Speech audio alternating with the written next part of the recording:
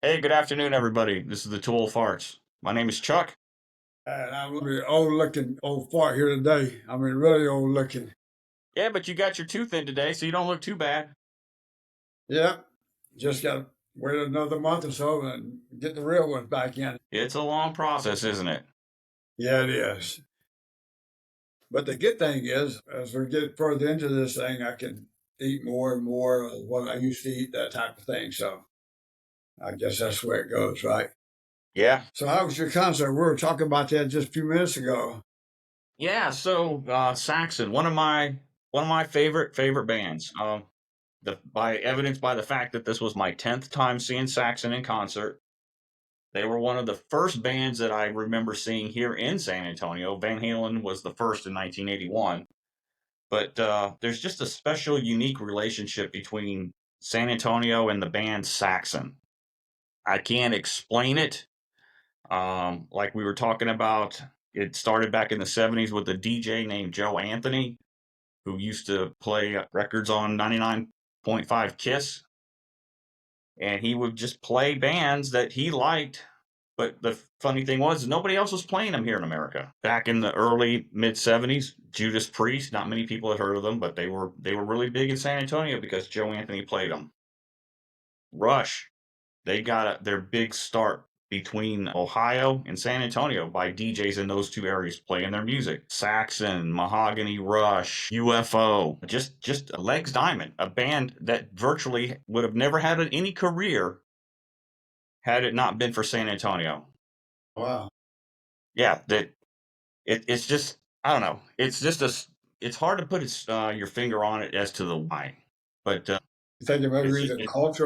yeah, it could be. It's just so hard to put your finger on the pulse of why certain bands really made it here, but never really made it anywhere else. I don't know. It's like when you talk about radio station, I remember the big BAM, WBAM in Montgomery, Alabama. Of course, it's country and western, but Right? they didn't play all the old guys, you know. They played little bit of everything. And best of my knowledge, I can remember they were probably that radio station was probably one of the bigger and more popular radio stations in Alabama at the time. Yeah, I believe that. Yeah, Especially either there or Birmingham. yeah, and they played a little bit of everything, and I think that's probably what made it popular because, you're talking about for me the middle to late '50s and the early '60s. There's a lot of changes taking place in the United States at that time. You know, you're coming out of World War II and in Korea and those kind of things. The cultural changes and kind of goes back to what you kind of talk about with the San Antonio group too. I would think. Yeah, it's funny that you mentioned even World War II. The wearing shorts or blue jeans or t-shirts, those are all outcomes of World War II based on the fashion. Particularly sailors, they wore, we call them blue jeans, but they call them dungarees. And their white t-shirts, that's what they wore on the ship. And that just translated from them coming back home and dressing like that because that's what they were used to and it was comfortable. And how it just became part of our fashion now. Yeah, just the culture phenomenons, things out of the '50s and '60s that just happen. Go back, I was looking at a couple of pictures of in the last few days from my memory and stuff like it, looking at your mom and how with her mini skirts and hot pants and go And go go-go boots boots and the big tall hairdo. and all that hairspray she used to buy and stuff like that. But that's just and that's good there. That's the cultural changes that just makes life fun and makes a lot of memories, I think. And when you go back and start looking at things and talk about things. And then you just mentioned something that you and I had talked about in the past, cultural changes and country music. Loretta Lynn, the things that she was singing about during that era was like unheard of. Yeah, and criticize tremendously about bringing up like the pill. That's Yes. probably one of the most controversial songs in history because no one talked about it at the time. It was just taboo. But you got to give those people credit for stepping out there. And I think it crosses all genres of music. When you go back to the groups that you like, I mean, they were doing stuff that nobody heard of, and everybody criticized it because people in my mom and dad's generation, they had their set things, and all of a sudden you're having cultural changes, and it's kind of funny. Your mom and I were kind of talking about the other day how she grew up, of course, been in the military and traveled a lot, versus where I grew up. It was just a little small town, and what we did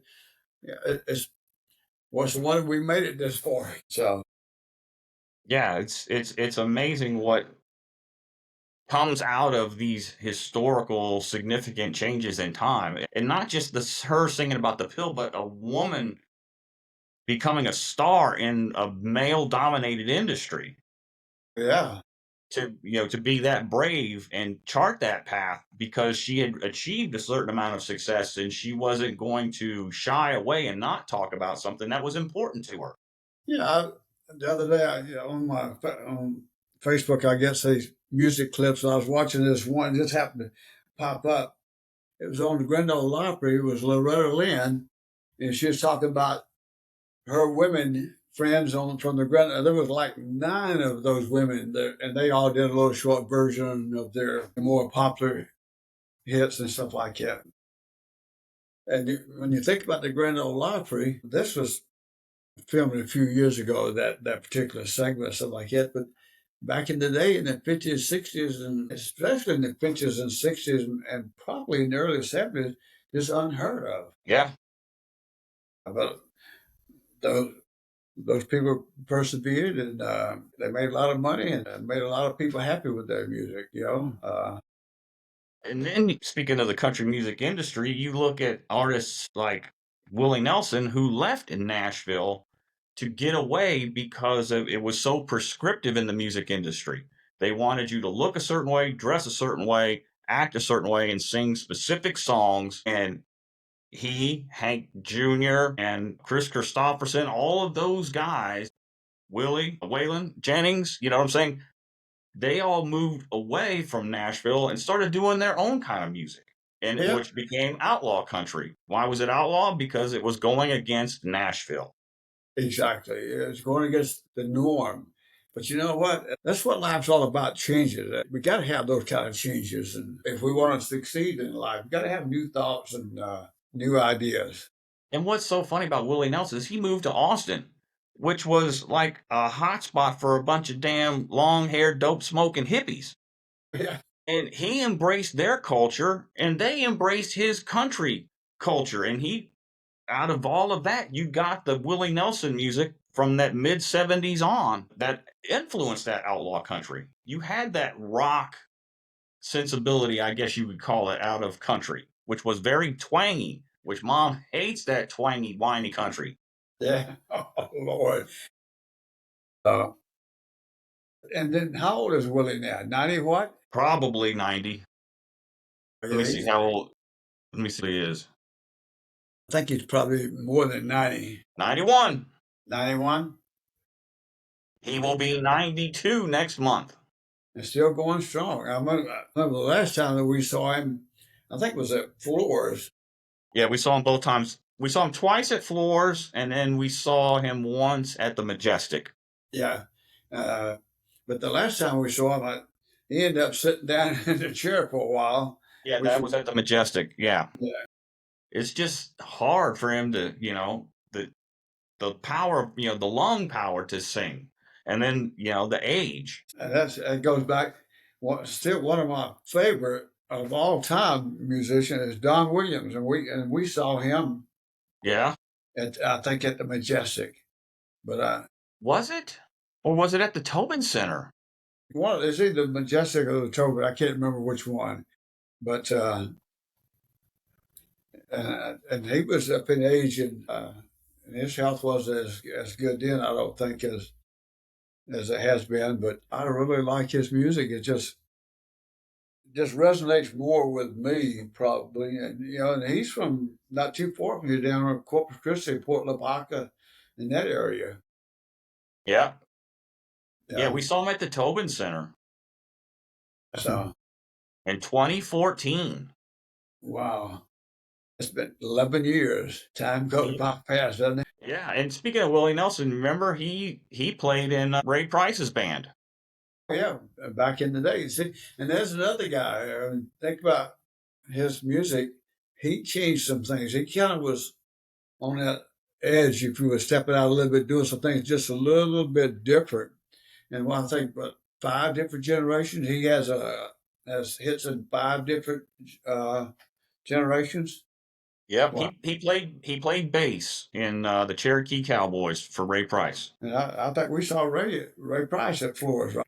Yes, we did. So those are good times, and I'm looking forward to going back to Flores in the last weekend of this month. And Ray Price, he spent time with Hank Williams, Uh-huh. Senior.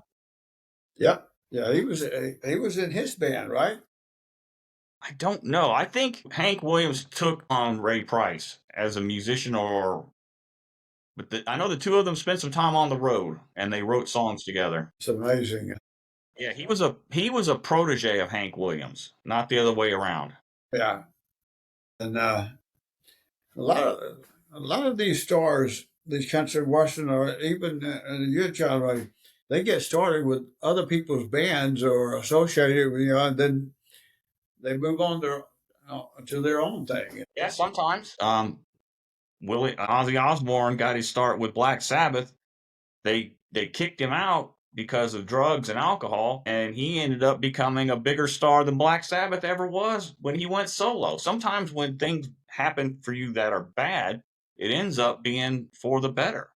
Yeah, probably because you're able to step out and do what you're good at and not being held back or hindered because of somebody else. That's just like everything in life. So sometimes you just got to step out there and take that chance and be smart about what you do. Right. Yeah. Yeah, you can't. If you're going to step out there, you got to be smart. You got to be careful how you do it. You got to have a method to that madness. Yeah. Look at I just call him Hootie. From Hootie and the Blowfish.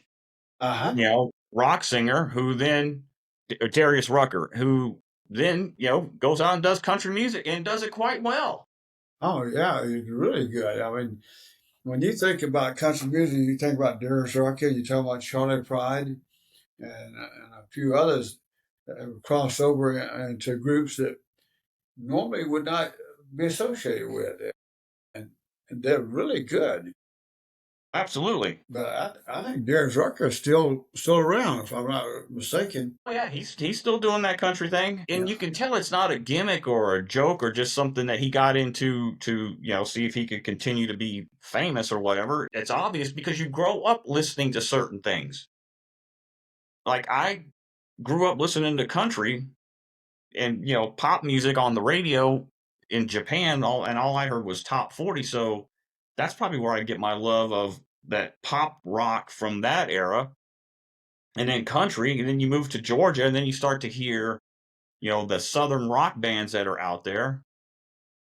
Then you move to here in Texas, and then I really got exposed to rock and roll. Not so much on the country, but it was always there. And it's just my musical taste just run the whole gamut. I like everything just about, except opera. Opera and show tunes are probably about it. Well, it depends on what part, I guess. There's some of it that are really good. I can't remember her name, Maria. I don't remember her name now, but she was an opera star. But she was good. I could listen to her. She did something about her voice that I liked. It's funny you mention opera, or we got on that subject.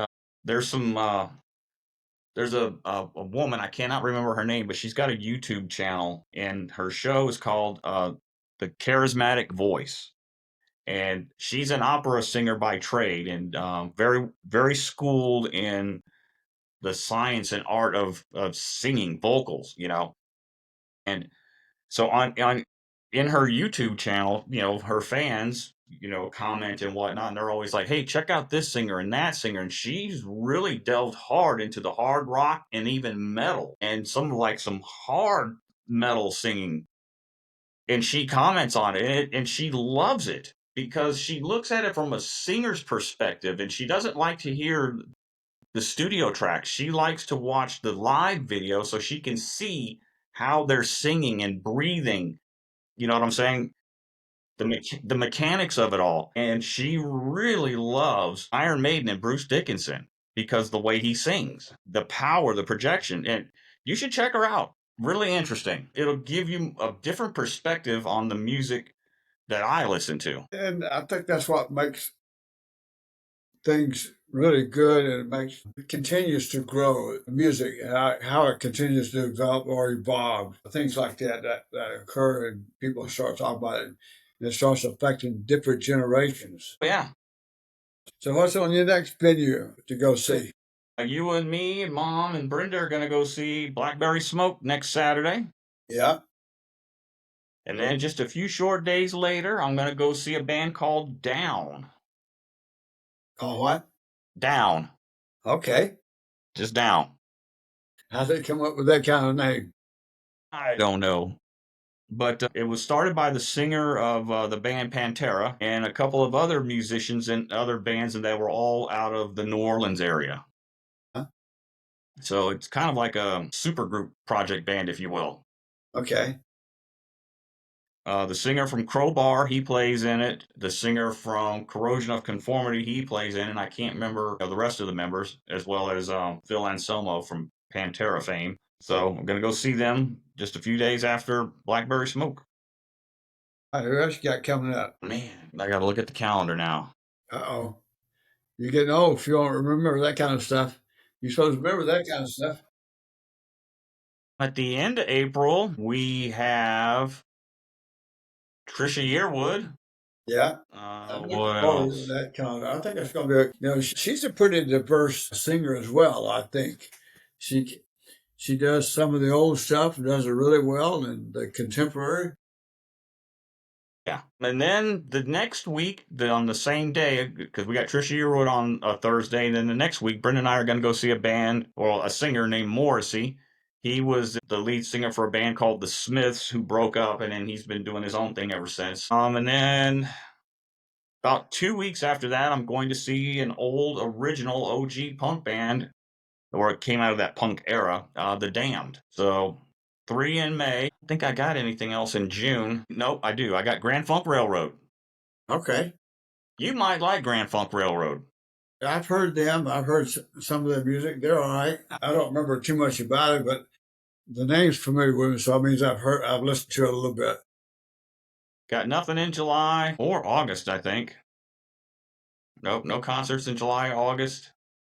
I don't think I got anything in September either. Let me see. Nope, nothing in September. I think my next one is after that is October, I think. Okay. But I don't even have it on the calendar. Crap. What band is it? Oh, it's UFO. Let me see. No, it's not UFO. It's Michael Schenker. Okay. Let me see.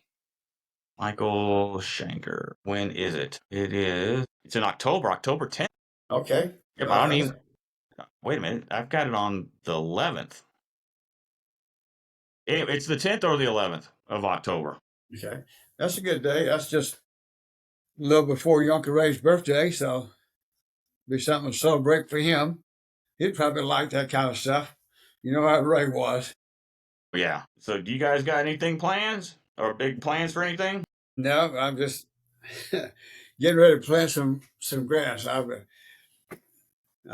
wasted a whole lot of money on planting sod for St. Augustine grass, so I'm going through now trying to figure out what kind of Bermuda grass or fescue or Zoria grass or Behavior grass I want to plant in the backyard, have something to grow and stuff like that. But when you start looking into that kind of stuff, there's a lot to it. I'm tired of planting pallet grass because the ground in the backyard that's not the best dirt and stuff like that. So I'm going to do grass seeds and try to get that to grow. And when you read the reviews on it, but you wonder why the hell you're going to do it anyway. Some of it's good, some of it's bad. But Bermuda grass will grow pretty quick, or it spreads pretty quick. Yeah, it needs a lot of light. Right, a lot of sun. So that's what I've been looking at. That stuff. I was looking at some Tifway 419 Bermuda grass. Well, it's like $60 something for a pound. So the looked at fescue, zorias, and Bahia grass, stuff like that. So probably next week I'm gonna get started going out there and trying to break the ground up a little bit and soften it up, and hope we get some rain in the next few days. And in fact, for San Antonio, I was looking at the weather for tonight between 7 and 9 tonight. 7 and 10 is a good chance of some rain, heavier, some gusty wind, and possibly hail. Really? Well, I know we could use some rain though. Yep. And then next week, couple of days. So I'm hoping we can get ahead of this game. And my thought process is do it about the end of this month, first part of April, and hope like heck we get a lot of April showers. Yeah, we definitely are behind the curve on the rain. We're in extreme drought here in San Antonio, so but something to do anyway. Well, everybody needs to quit moving to Texas. That's the biggest reason why we don't have a lot of water. That's true. Stay where you're at. Be happy there. Exactly. Don't move to Texas. We're closed. Close that border, right? Mhm. All right, before we leave, we've been talking about military history. I printed out some stuff of the 9 of the most legendary heroes in the U.S. Army. Did I make the list? Get your thoughts on it. All right. Did I make the list? You made the list. All right. First one is General George Washington. Well, yeah, that's He stands out because the later commanded the forces and been the president. But then this next one's going to really surprise you. I'm sure you probably heard of it. Sergeant John Lincoln Clem. cannot say as I've heard of He Sergeant changed Clem. his middle name from Joseph to Lincoln sometime before he tried to enlist in the Army at the outbreak of the Civil War when he was 9 years old. After being rejected he made it to the 22nd Michigan Volunteer Infantry, who sawed down the musket he later used to kill a Confederate officer who demanded his surrender. He was promoted to sergeant, became a national hero before being discharged in 1864. He returned in 71 and rose to major general before retiring in 1915. Wow. Of course, this next guy, you're going to remember him, Sergeant Alvin York. Sergeant York, World War One. World War One. He enlisted as a conscientious objector. That is correct. It's an amazing story if you read about him. His commander, I think, gave him a weekend pass to go home while he was in training to think it over if he wanted, because I think he wanted to be a minister, Yes. and he was dead set against killing, and ended up being a major hero in World War One. Yes, he was. He captured 132 German soldiers almost single-handedly in World War. Then another one, Sergeant Henry Johnson. He was a Harlem hellfighter of World War One. Okay. During a fight in the Argonne Forest, Johnson and a buddy came upon attack by a dozen Germans. He held them off with grenades and rock fire until they ran out of ammunition.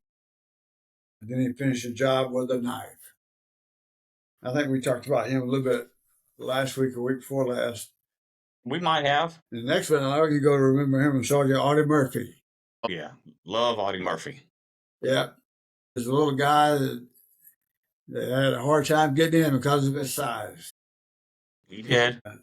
Decorated troops in American history. He was one of the 5 most decorated.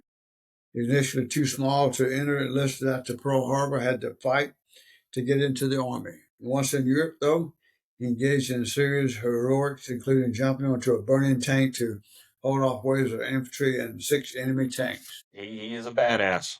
Yeah, then the next one is going to be a real badass, General George S. Patton.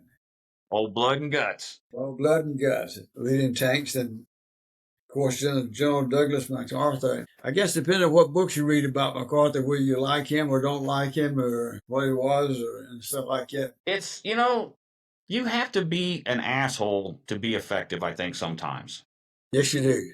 Because you can't have people trying to dissuade you from what you know in your heart to be right. Not only that, Patton, MacArthur, what did they have in common? Flamboyant, outspoken. And didn't give a damn what people thought. No. They For were the most part, yeah. They were great generals. They were great tacticians. And I've read a lot about both these people. these generals. And the one thing that really has stuck out, the people who served under him respected him. Yeah. And I think that's probably the most important factor of any leader. If your troops respect you, they'll follow you right into the battle and don't think twice about it. But the exact opposite of George Patton was Omar Bradley. Yes. Complete opposites, and yet the troops loved Omar Bradley as well. I don't think they so much loved Patton as much as they respected what came after the battle, that they were able to succeed. And the difficult things in the Battle of the Bulge, I mean, he turned that around. But the great leaders had to make decisions. Most of the time, those decisions aren't popular, but they had to be made. So the Battle of the Bulge, that was the last big push for Hitler's army, the Third Reich. And it's called a bulge because they were two sides coming together and it created a bulge. So the 101st Airborne was completely surrounded by the German army. The general in charge of that asked the 101st general if they wanted to surrender. And his response was one word: nuts. Right. And Patton had to be called off of his advance and in 24 hours change course and go north without stopping. I think he had to march over his troops 100 miles, and they had to pray for air cover, and it was wintertime, over clouds, overcast, I should say. And yet, a miracle, there was air cover. I mean, the clouds parted, and they were able to get air cover for the for the armor to go in there and save the 101st Airborne. But that was the beginning of the end right there not the beginning. The beginning of the end was D-Day. And that was pretty much the nail in the coffin, was at the Battle of the Bulge. After that, it was pretty much over. This next one I've never heard of him until today is Corporal Tibor, Tibor Rubin, or Ubin. He served in the Mauthausen Austria concentration camp and joined the U.S. Army to show his appreciation for them liberating him. In Korea, he held a hilltop on his own for 24 hours while his unit retreated using the road he was guarding. When he was finally captured, he refused offers by the Chinese to send him to his native Hungary, instead staying as a prisoner stealing food for others.